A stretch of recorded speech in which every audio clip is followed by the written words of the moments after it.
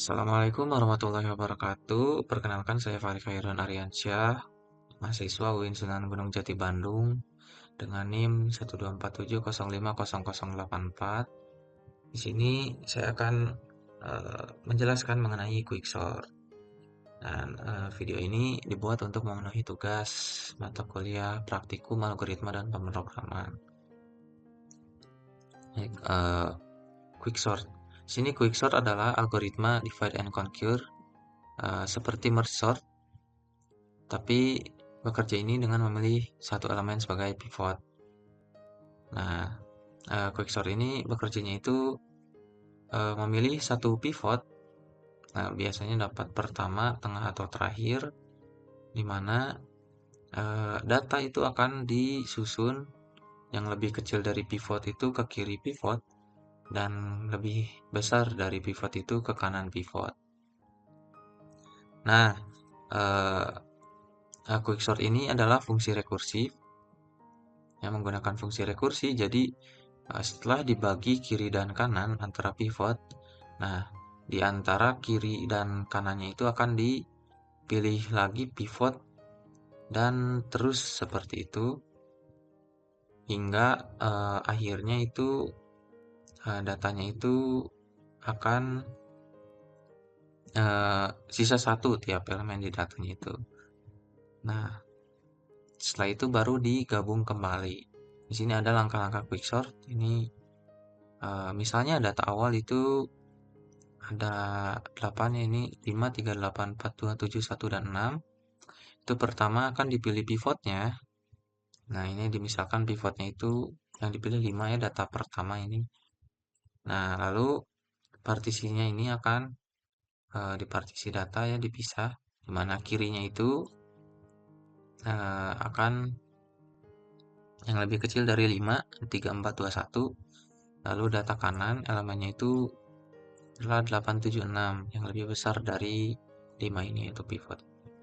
Nah, ini akan direkursif untuk tiap data kiri dan data kanannya, di mana data kirinya ini akan dipilih lagi untuk pivotnya.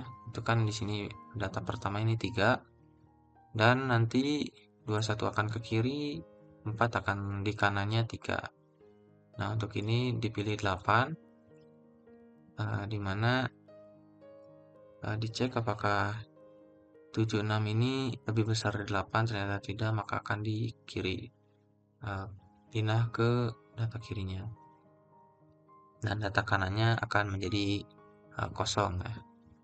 Nah, nanti setelah rekursi, di mana tiap data itu memiliki satu elemen, dan pasti data dari kiri ke kanan itu akan terurut, digabungkan semuanya, dan sudah terurut datanya. Di sini ada kompleksitas waktu dari quicksort.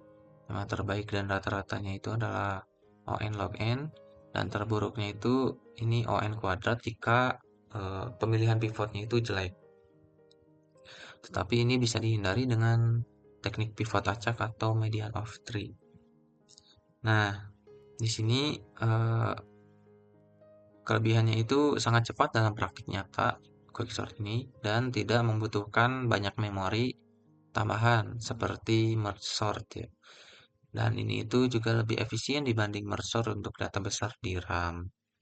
Nah, tetapi ada kekurangannya di mana ini tidak stabil,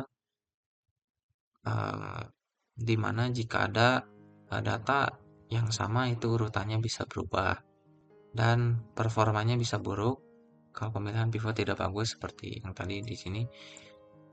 Kompleksitas waktu di terburuknya. Di sini sudah ada programnya, dan di sini menggunakan 3 fungsi sebelum program utama ya.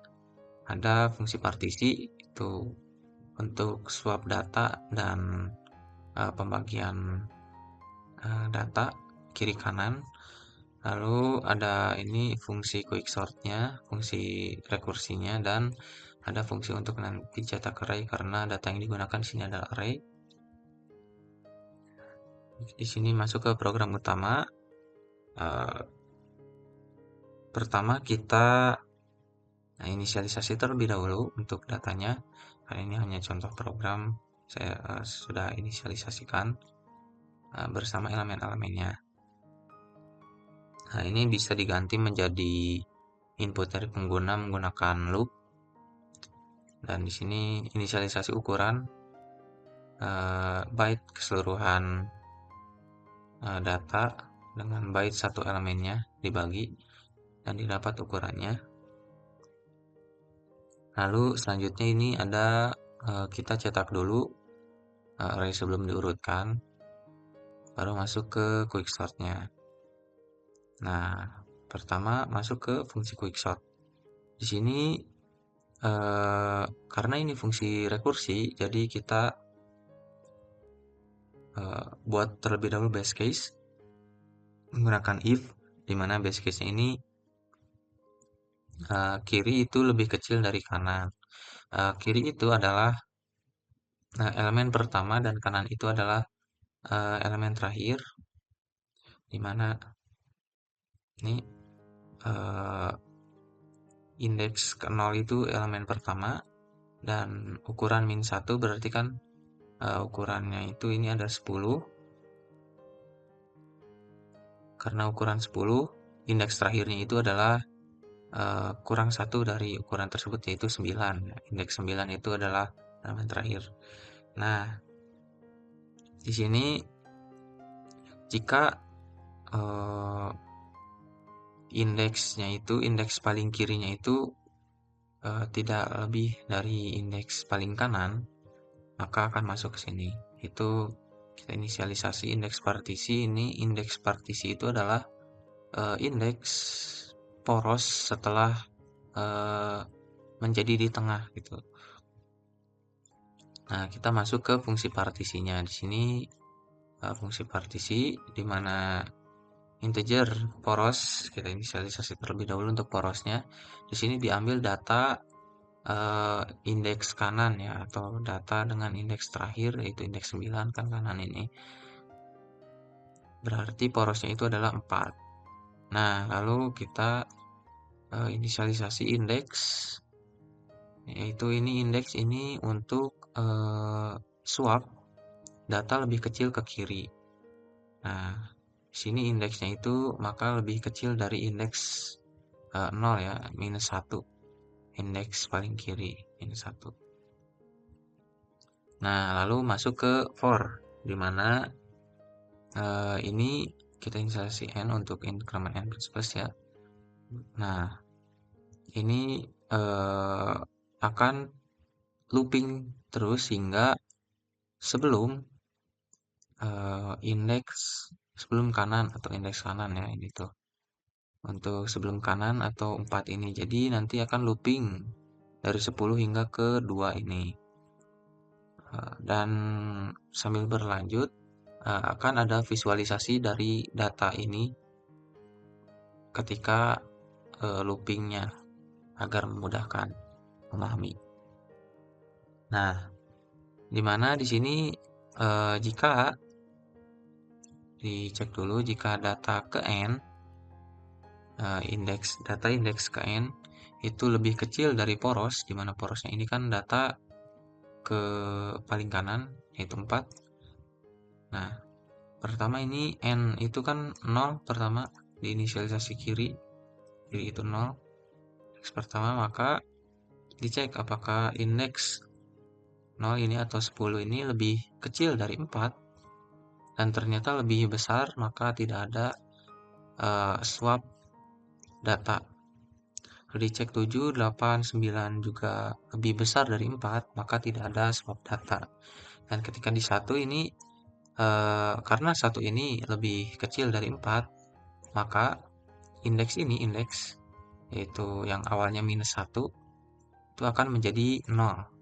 Itu ke indeks ke 0 dan akan swap data sini indeks itu 0 ke dengan data yang n tadi yang lebih kecil dari 4 ini. Nah, 1 ini berarti indeks 0 ini itu akan swap 10 dengan 1, yang dimana datanya itu nanti akan menjadi 1, 7, 8, 9, 10 5, 3, 6, 2, 4. Lalu dilanjut, 5 ini lebih besar dari 4, tidak ada swap data, dan 3 ini lebih kecil dari 4. Nah, jika seperti itu, maka ke sini, lanjut, di mana indeksnya ini indeks plus-plus lagi, indeks ditambah satu lagi, yang dimana tadi sudah menjadi 0, indeksnya ini, sekarang menjadi 1. Nah, data ke 1 itu akan diswap dengan data ke N tadi yang lebih kecil dari 4. Ketiga akan diswap dengan 7. Dimana setelah itu akan menjadi 1, 3, 8, 9, 10, 5, 7, 6, 2, 4. Ini akan dicek selanjutnya apakah lebih kecil atau lebih besar dari 4 dan disesuaikan. Nah, seharusnya sudah ada visualnya dapat Anda lihat. Nah, setelah itu kita masuk ke swap data index plus 1, dimana karena ini itu terakhirnya indeksnya itu adalah di 2 ya, berarti ada 1, 2, 3 dan 0, 1, 2 kan, dimana 0, 1, 2 ini indeks kiri, dan nah plus satunya ini adalah setelah indeks kiri, dimana 9 ini akan disuap dengan poros 4 ini, agar porosnya ada di tengah antara data kiri dan data kanan. Nah, setelah itu kita return indeks plus 1 atau porosnya, dimana ini kan indeks poros itu akan masuk ke indeks partisi nilainya. Lalu kita rekursif, dimana di sini perbedaannya yaitu masuk ke indeks partisi ini ya. Jadi yang awalnya itu in kirinya ini 0 dan in kanannya ini adalah data terakhirnya itu 4 ini. Sekarang menjadi yang paling kirinya itu masih kiri pertama di rekursinya. Lalu yang kedua ini adalah poros dikurang 1 atau elemen terakhir di data kiri. Akan terus rekursif seperti itu yang data di kiri ini hingga elemen terakhirnya itu satu-satu tiap datanya dan sudah terurut. Baru lanjut ke rekursi kedua, ini quicksort yang kedua ini itu masuk dengan referensi yang berbeda, di mana di sini in kirinya itu atau indeks paling kirinya itu di data itu indeks partisi atau poros yang tadi yang awal itu plus 1 atau paling kiri di data kanan, data pertama di data kanan. Dan untuk kanannya itu ya masih kanan karena ini data kanan kan, data terakhirnya yang kanan, indeks ke-9. Lalu seperti yang di kiri tadi, itu akan terus rekursi hingga tiap datanya itu memiliki satu elemen dan sudah terurut. Nah, untuk visualisasinya dapat Anda lihat. Nah, setelah itu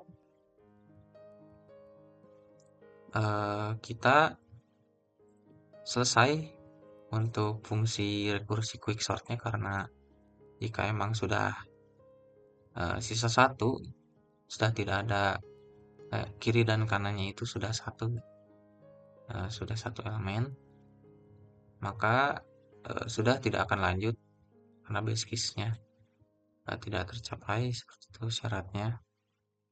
Dan setelah itu lanjut ke terakhir ini cetak array setelah diurutkan.